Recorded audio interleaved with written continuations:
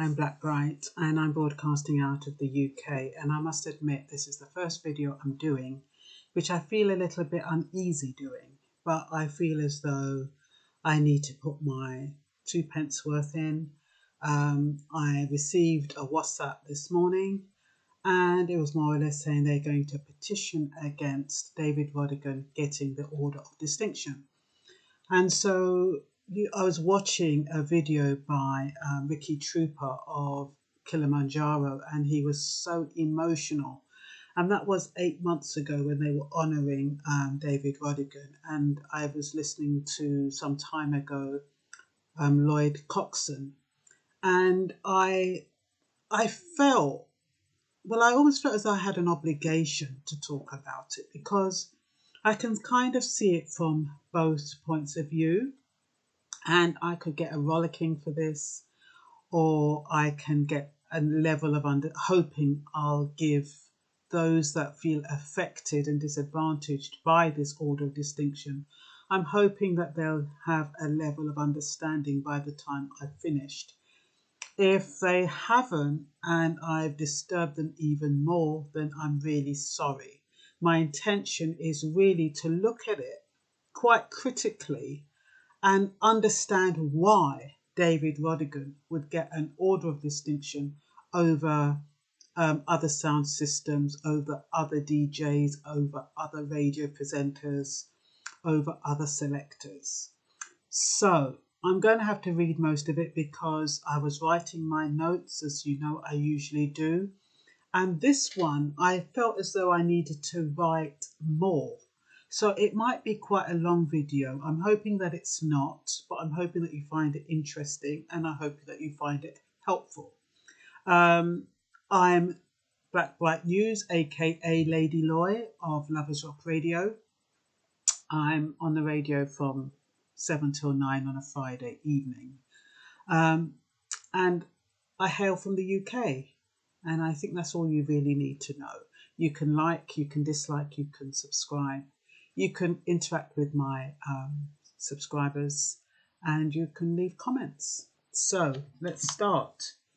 David Rodigan has been awarded an Order of Distinction by the Jamaican government for his global promotion of Jamaican music. Now, what is an Order of Distinction? Well, for those of you who do not know, an Order of Distinction is a visible honour awarded by a sovereign state, monarch, dynasty, royal house or organisation to a person, typically in recognition of individual merit. That's Wikipedia's definition. Then we've also got the Order of Distinction is a national order in the Jamaica honours system. It is the 6th in order of precedence of the Orders of Societies of Honour, which were instituted by an Act of Parliament, the National Honours and Awards Act in 1968. The motto of the order is Distinction Through Service. And this one I think was from the Jamaican Information Service. This is their definition. The honour of the order may be conferred upon any citizen of Jamaica who renders outstanding and important services to Jamaica, and upon any distinguished citizen of a country other than Jamaica, i.e. an honorary member. The motto of the order is Distinction Through Service. So, many Jamaican selectors, sound systems and promoters feel that Rodigan has been awarded an Order of Distinction because of the clash industry and his involvement in sound clashes, record labels, his experience as a selector. But he has not been awarded an Order of Distinction for this reason. It's not because he's defeated or he's been victorious in these sound clashes. And he hasn't been awarded an Order of Distinction because of bussing artists, which is what I think people are trying to understand. They're trying to put him with a lot of artists and a lot of selectors, and they cannot understand why he is being given an Order of Distinction, why he is being honoured. So now, why should David Rodigan be eligible to receive an Order of Distinction? David Rodigan is a white man born in the UK of German heritage. He discovered reggae via Prince Buster's Scarface at the age of 16. He heard the music he had never heard before in a pub called Sloopy's in Margate and found a passion for the genre. He wanted to know everything there was to know about it, and that's where it started for him. Now, when I talk about he discovered reggae, I'm not talking about he actually discovered reggae like they say Columbus discovered America. No, what I'm saying is that, um, you might be listening to something and you discover something new about that particular thing. So what I'm saying is David Rodigan had never heard of reggae before. A little white boy in Margate walking along the pier hears this boom, boom, boom coming from outside a building. He investigates it because he's enchanted by the sound and decides to go in to see what's going on. So they say, well, you can only stay here if you're going to help out. So he helps out, but already his mind is curious. Already he is wondering, what is this sound? What makes this sound? Why is this so different? Why did it draw me into this building? You see, what happens with a lot of Jamaicans and a lot of black people, period, is that we take for granted what we have. We take for granted our talent. We take for granted our abilities. We take for granted what we have, our money, our earning power, whatever it is. And whether that is because of conditioning or whatever the reason, we take for granted. And Jamaica is no different. Jamaica took for granted the music. It took for granted, if you know a producer, you know him, if you introduce somebody to him, or just that. If you, it was just like an intimate family thing. You didn't have to remember anybody's names. You didn't have to remember names of studios. You didn't have to know which date something was released. You didn't have to know how many copies were released at any particular time. Because it was just a normal lifestyle. It was something you did all the time. And like we saw in Jimmy Cliff, they're carrying music around and trying to distribute it. You see Jacob Miller, Walton Jacob, whoever it was. They were just regular people trying to hustle, trying to make a living. What the difference is when David Rodigan heard that music, because he's an outsider, he then had it. It's because he's an outsider and because he's kind of an intellectual, in quotes, that music, he had to know how it was made. He had to kind of dig in, research, get into the gut of the music.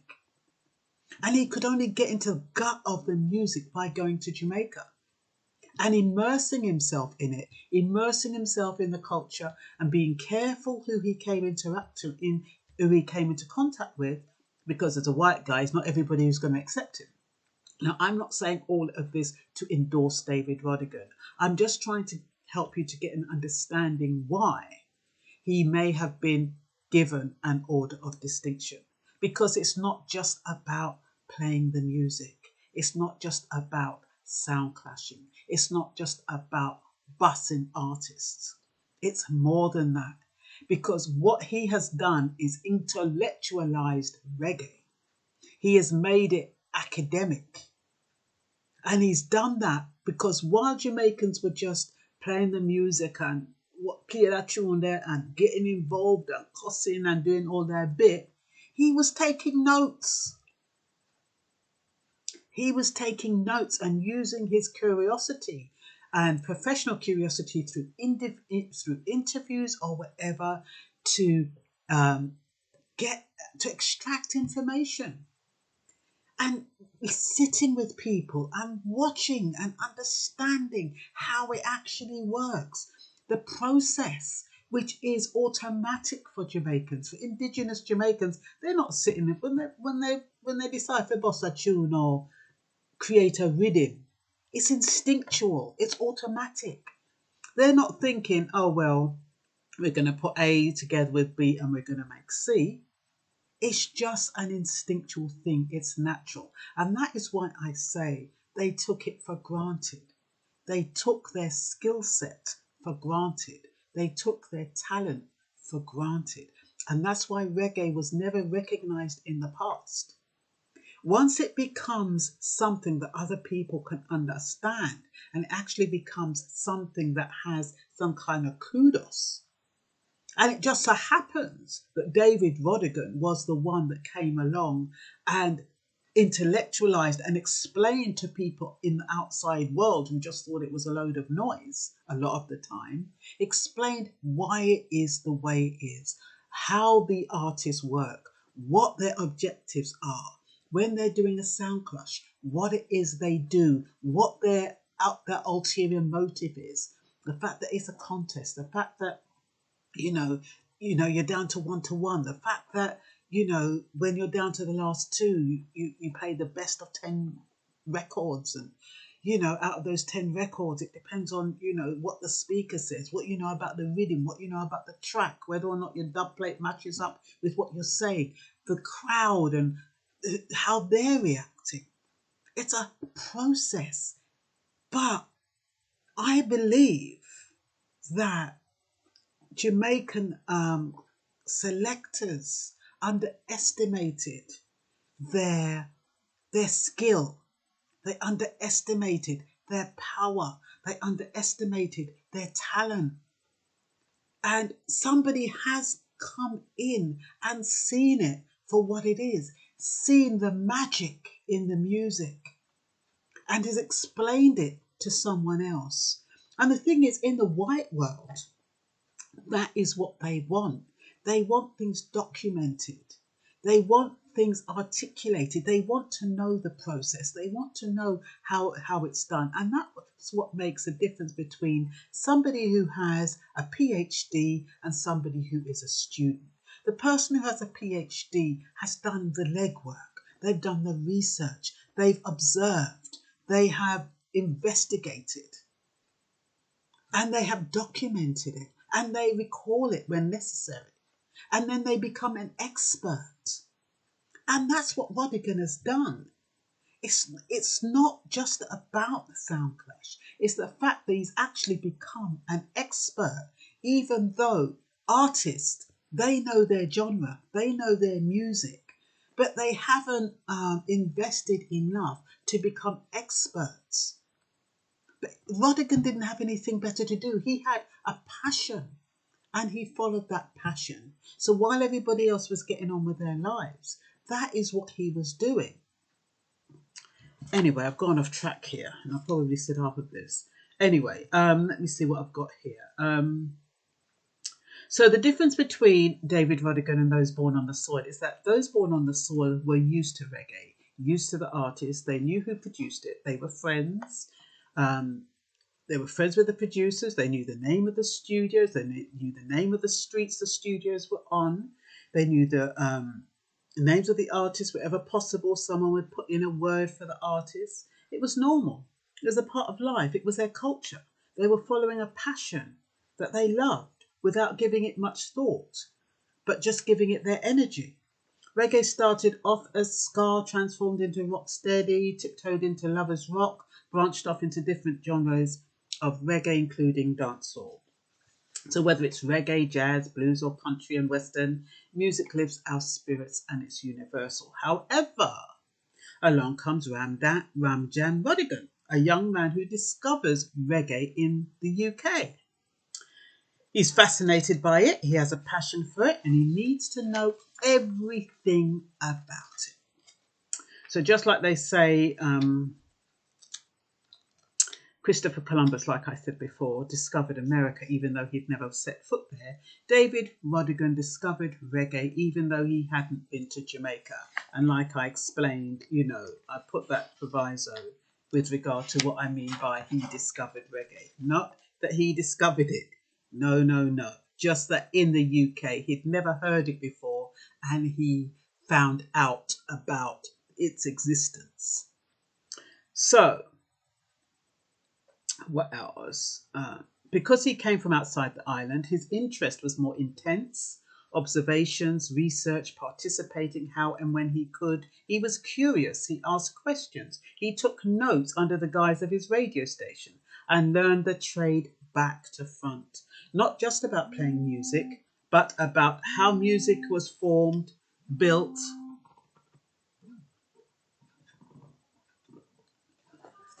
how music was formed, built, evolved, and how it was organized. While Jamaicans were singing and producing, Rodigan was taking notes, internalizing styles, rhythms, and creating an art form that he could then share on his radio station. But he never had to give reggae credence, and the only way he could do that was to find out as much as he could about it. What I should have said is that he wanted to give reggae credence, and the only way he could do that was to find out as much as he could about it.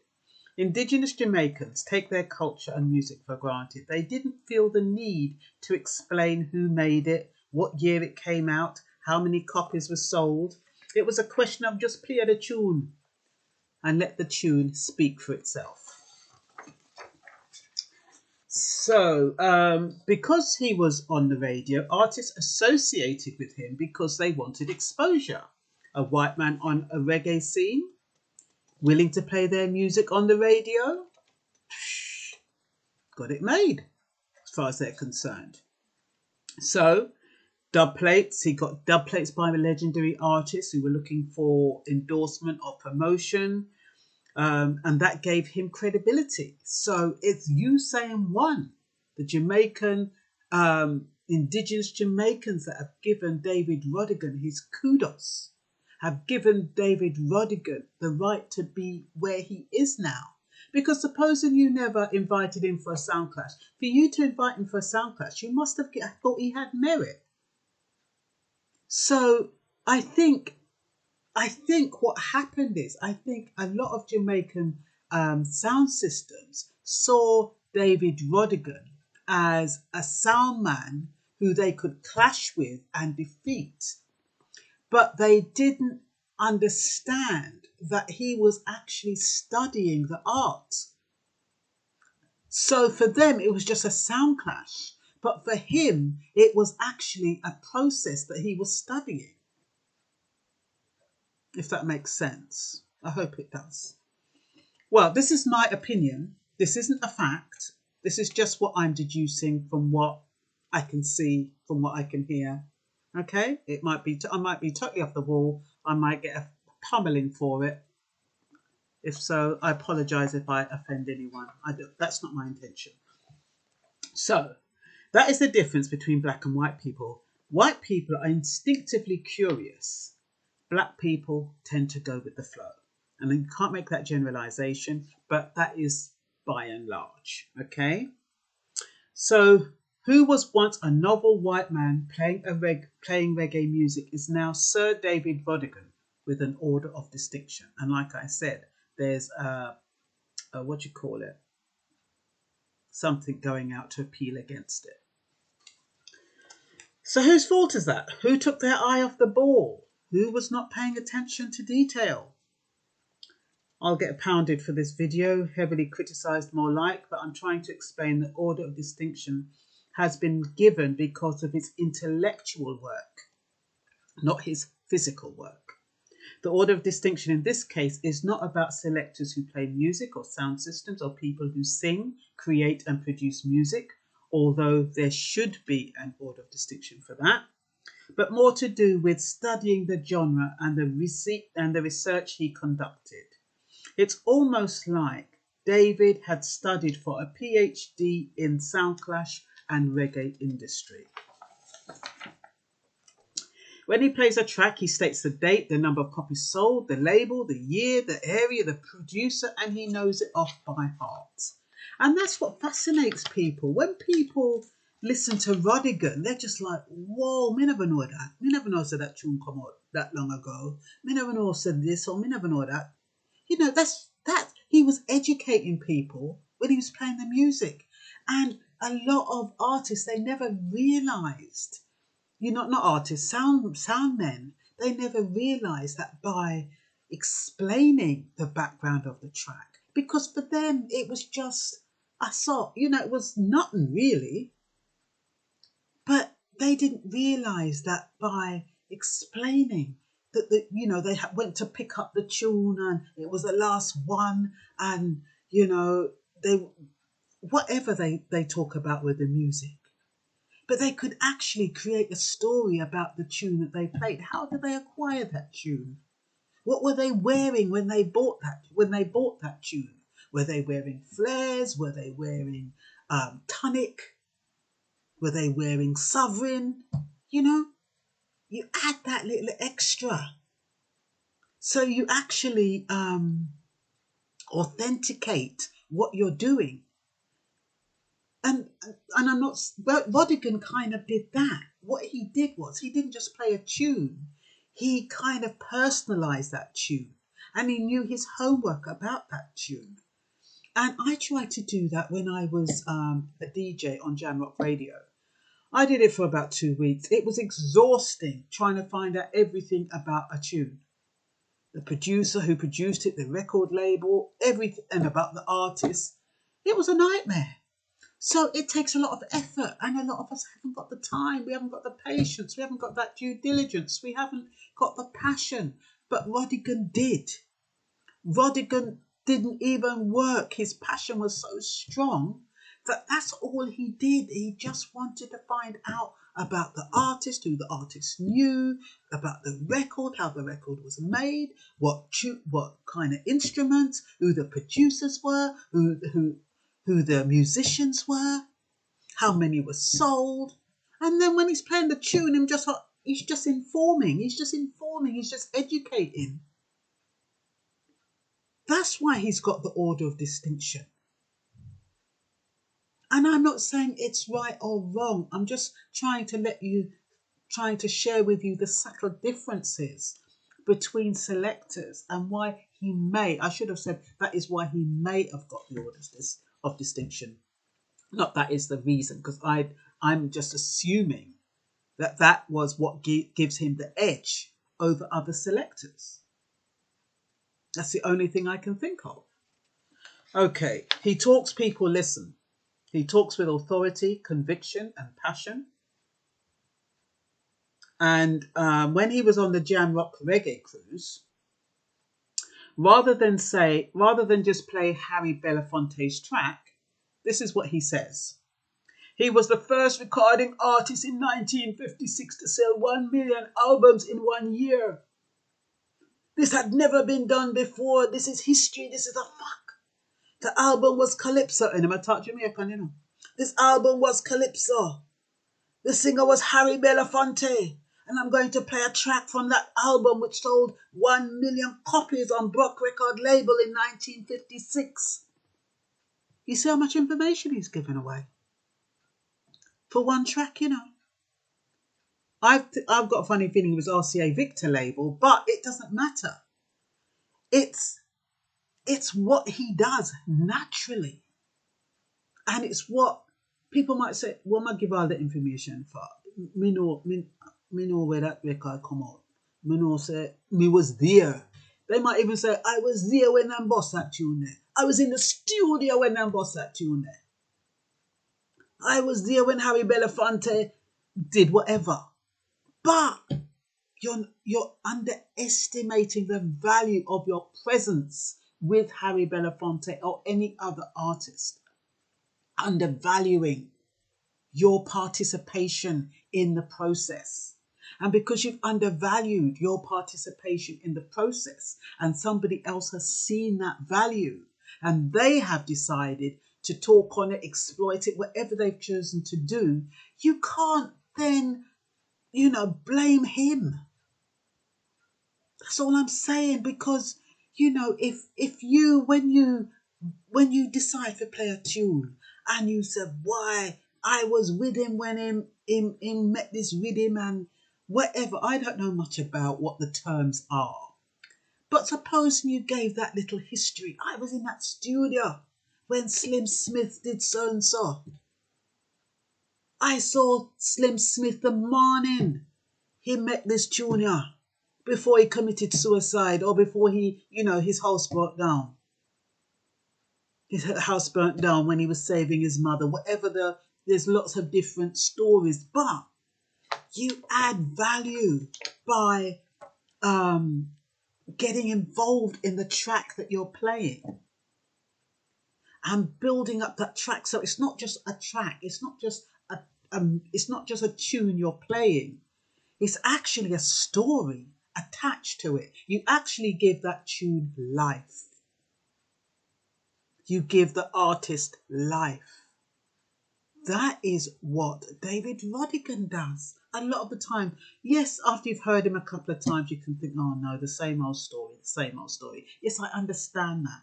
But for selectors who have new artists all the time and who are in touch with different artists, you can do that. Don't take any step for granted. When you take a step into a direction and you get a result, go back on that step and see what you did to achieve it. You know, if you're going to play a track, why are you playing that track? What is it about that track why you want to play it? When you decide you want to play that track, you tell your audience why you decide to play that track. What it is about that track that's important to you, that resonates with you. That's what this is about. It's more than just a sound clash. It's more than counteraction of a dub plate. It's more than that. It's about getting into the nitty gritty and paying attention. And that is what David Rodigan has done and left you guys behind. Because you took it for granted. You didn't think it was important because you know it already. So because you know it already, you didn't give it any value. And yet you have so much value. You know those people that say you have gold in your garden, your front garden, and you go outside looking for it. That's what it's like. You have gold. Jamaicans have gold. It's a gold mine. And I'm not just talking about gold, the talent, the ability, but don't take it for granted. You're cussing other people for taking it for granted. You're cussing the government for taking it for granted. Andrew Holness. But you same ones are taking it for granted because you just don't. You see the work that you're putting into it and the money you're spending on equipment, but you don't see the value of what you're doing and how that can be explained. And the thing is, it doesn't even have to be written down because you know it. It's natural for you. And that's what this is about. It's about recognizing your talent, your people, your community, your lifestyle, and then sharing that with other people so that they can come in with you, they can join with you, they can feel your energy. So when you lick a tune, you don't have to bust, you don't have to cuss your opponent. You don't have to do all these profanities and stuff. You focus on the tune and why you're playing it. That's what's important. That's the only edge Rodigan has got over you guys. Nothing else. Anyway, as usual, I go off on a tandem. Like I said, too many people find that research is just too much effort. But that's what I believe he's receiving a Order of Distinction for. Rodigan's passion made him inquire into the history of each track he acquired. And the British system thrives on academia. And people get rewarded for documenting processes and outcomes. Even now, you know, you go for an interview, they want to know what you've done, how you've done it, blah, blah, blah. You just can't get away with just, you know, the periphery. You have to get in there and explain everything, things that you took for granted. And I remember when I went for an interview, I used to work for a very, very prestigious organization in New York. When I came back to the UK, I went for an interview, and because of my CV, they were expecting to be impressed. What did I say? Oh, I was just working for the Assistant Secretary General, and I just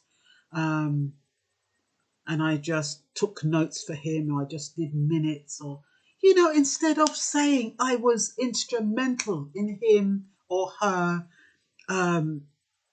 achieving all their goals, or making sure that they attended all a meeting, I prepared them for it so that they could actually do their job. I took it for granted. I took my role for granted when I didn't get the bloody job. A little, you know, a job I could do with my eyes closed, because I didn't know how to articulate what I knew about myself, because I take it for granted. And we all do it. We take what we do for granted. We take who we are for granted because we know ourselves. So we don't give it any value. We don't give ourselves any kudos. And, you know, I could have done that job with my eyes shut, but I didn't know how to sell myself without seeming arrogant. But there is a way, just by stating what you do. You don't have to show off about it. You just state facts. I got 500, I posted 500 letters, for example. Or, that's a silly thing. Or, you know, I got 99% compliance because I followed up on individuals who were lacking behind. And you use numbers, and you tell people exactly what you've done. If you've visited 10 different places to get one item, you say, I went to 10 different places, and when I went to the 11th place, I then got exactly what I wanted. But you take them through the process. That's what people want. Things that we take for granted. So the order of distinction is not just about playing music. It's about research, attention to detail, which is a difference between a scholar and a student, regardless of race. So please, let's not get into the victim mentality. It's not attractive. We just need to understand why this is happening and see if we can kind of make sense of it. If what I'm saying makes sense, which I hope it does, hopefully many of you won't feel hurt and so betrayed and feel so resentful. That is my goal in doing this video for you. You might just cost me same way, but I take that risk. So why are Jamaican selectors so angry? Because they feel betrayed. They lack acknowledgement. They want to be rewarded.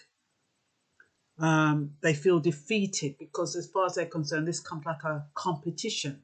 David Rodigan beat them, and they're the ones that started it off. So it makes them feel vexed. You know, it makes them feel emotional. What has he done? They can't understand. What has he done? They've spent a lot of money on equipment, and yet they've got no recognition. So there's been a lot of animosity about this. Every sound system has their merit, and if I won the lottery, I would build a museum and recognise a lot of the sound systems. I'm going to name some of them anyway. Not all, because I can't include all. There's too many. So Barry G, King Jammies, King Tubbies, Yardcore, Mighty Crown. I know that's Japanese, but Ricky Trooper of Kilimanjaro, Poison Dart, Mungo's Hi-Fi, Tony Mataron, Bass Odyssey, 4x4, Black Cat, Just Screw of Downbeat Sound, Love, Roadstar, Squad 51, Bodyguard, Peacemaker, King Majesty. Somehow I feel like going into my Jamaican when I say this. The Emperor Faith, Stereograph, Mighty Crown. I would have said Mighty Crown. Danny Dread, Glamour G, Panther, Exodus, Jaro, Babyface, Screen G, Nuclear, Volcano. Some of them names are right. King Adi, Stone Love, Pieces, Winter Fresh, Studio One, JNR International, Fire Zone, and Firetown Zone. And we've also got Coxon, Saxon, Jashaka, Fatman, Genesis, Duke, Vin, Champion Sound, Count Shelley, RIP. He died this week, 17th of August, 2020. Sovereign Sound, V-Rocket, Classic Sound, Spectrum, Stereosonic, Afrik, King Addies, JB International. So, they would all have to have a place in the museum. And and I think they should, even those who haven't been mentioned, they should all have some kind of portfolio that so they can be recognized. And that is where Jamaica is. I think number one, Jamaica hasn't explained why Rodigan has been given an order of distinction. They would like to know because they just don't understand it. They really don't. And it is causing a lot of animosity. And it's so simple just to try and explain, but maybe even if they tried to explain it, wouldn't make sense to people who have worked hard, who are struggling, who don't have no money, and then they see another white man come and take the crown. You know, it must be hard, man. Hard. An outsider taking what is yours, credit for what you feel is yours. But like I said, it's not about that. It's just the intellectualization of the genre that I believe he's being recognized for. I don't believe he's being recognized for his sound clashes. I don't believe that. I don't believe he's being recognized for bussing artists. They could never do that.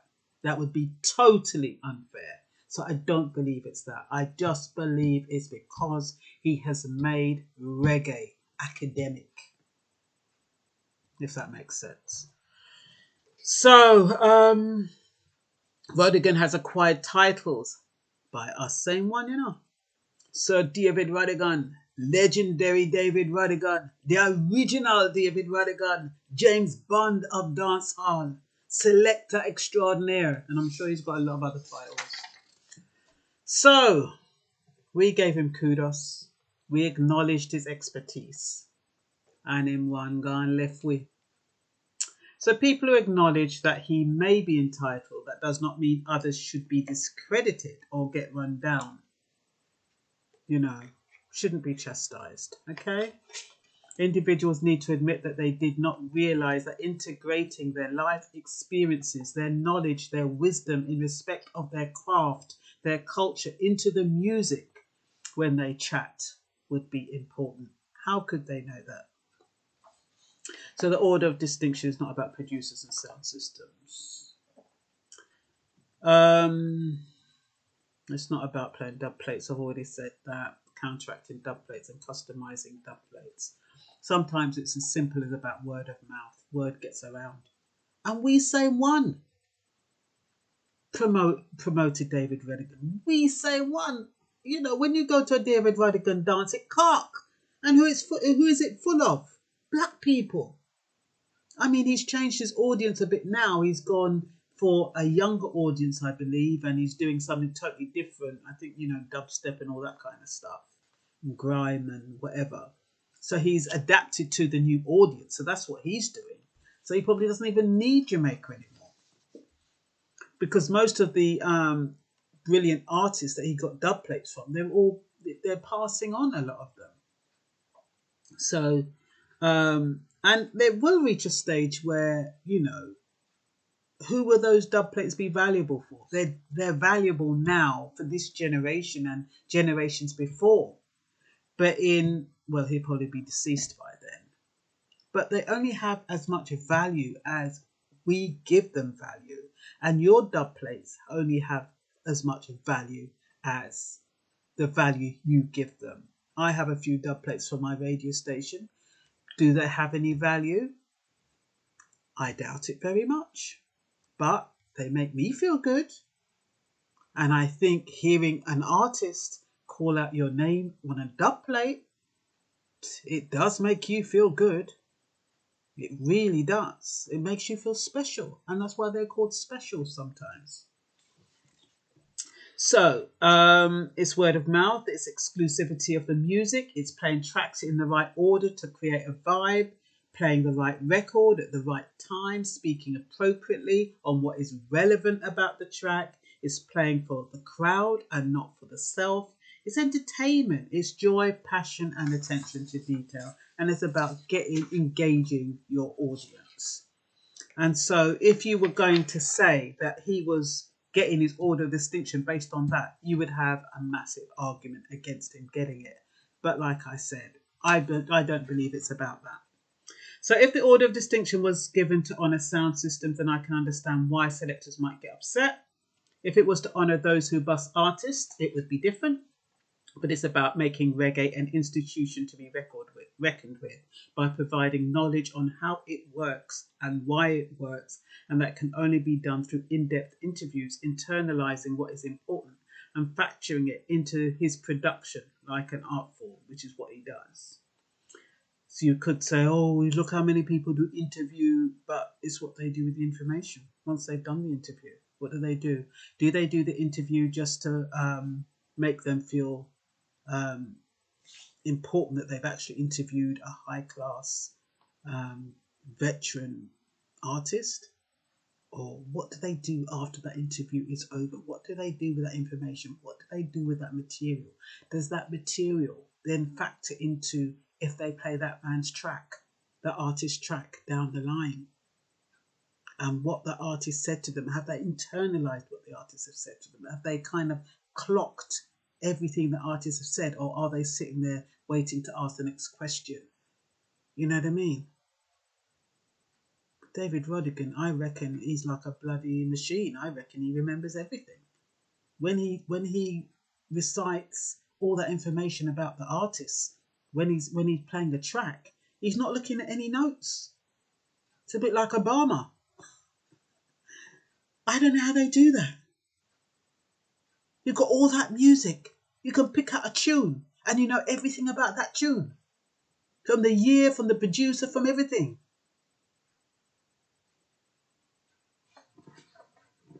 So Jamaicans love competition, and by giving the Order of Distinction to Rodigan, they feel they have lost. But they shouldn't feel that way. They just need to look and say, what did he do differently? And what can we do differently? Like I said, Jamaicans are instinctive. Their knowledge of sound, music, rhythms is automatic. They don't need to be taught. They don't need to learn. They didn't think it was necessary to document their talent or record it for perpetuity. Some didn't realise it was a skill because it became natural to them. Black people have always underestimated their ability, what they have, because it comes so natural to them. Even from the melanin in their skin, they're there bleaching it because it's natural. They have it already. So why not bleach it? You know what I mean? That's how they think, some of them. Take things for granted. Their beautiful, dark skin. You bleach it and damage it. Take it for granted. Rodigan had to learn it, so the process stayed fresh in his mind. He can roll information off his tongue because he studied it. Now he understands the process. He can articulate the technique. What other cultures may have considered a load of noise and expletives, Rodigan explains what it is each selector is trying to achieve through the sound clash. Some Jamaicans expect their audience to understand what they're trying to achieve because they do. Rodigan has intellectualised reggae by highlighting the codes of conduct in the contest, sound clash rules, sharing secrets of skill sets. It's about who can draw the biggest crowd, the quality of the sound system, the roles of each team player, how everything is organised, enabling people outside Jamaica to understand the concept. While Rodigan studies the complexities of reggae, Jamaican selectors focus on opponents. Mega bosses Junior, using expletives and creative adjectives to describe them while playing music. Rodigan, when you listen to Rodigan, he'll explain in a sound clash that you refer to the track, you then do a one-on-one, and then there's elimination process, then you're left with two in a clash, then those two will then play the best of 10, each has to be unique, each has to have their name in it, speeches to connect it with the track and the rhythm, need to play a better or an exclusive tune by the same artist or a counteraction to the artist, and then it depends on who gets the best response. Who's going to be thinking about all of that? A selector's going to be thinking about all of that? No, they're not. They just do what they do naturally. But he's documenting the process, and that is what academias want to see. Academics or whoever it is, they want to see that because it kind of it saves I can't even explain it.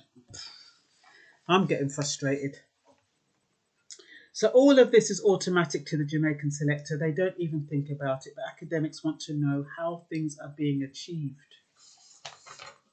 Like I said with the interview. Well, I've nearly finished, folks. Oh, it's quite long, this one, isn't it? You cannot fault Rodigan for appreciating a genre has that has art that has artists and producers taken for granted. What I'm trying to say is that you can't fault Rodigan for appreciating every aspect of the genre just because artists and producers took it for granted. That's what I'm trying to say. So is the Jamaican government selling out when they award the Order of Distinction to Rodigan? I don't know. Do you still think they are? There are two lessons to be learned. Jamaica should have a museum recognising every sound system and legendary music artist. It will still cause a problem because if you forget a name, they will cuss you. If you give one and not another, so you can't really win. Jamaica needs to defend its culture and give kudos to its own people as well. Just because they do things differently doesn't mean they have less value. So it is a colonial mindset that says intellectualized property and academia has more merit than earth, music and talent, music of the soil. I'm not here to say what is right or wrong, but to explain the possibility of why Rodigan might have been awarded the OD. So yes, the colonial mindset is that, just because it's been documented and just because it's been intellectualized, it's David Rodigan has more merit, when it shouldn't really be that. It should really be the people who actually created it. And just because they weren't able to articulate it, they should not have been penalised for it. But in fact, they have been penalised for it. But it's a system thing. It's the way the system works. You have to understand the system.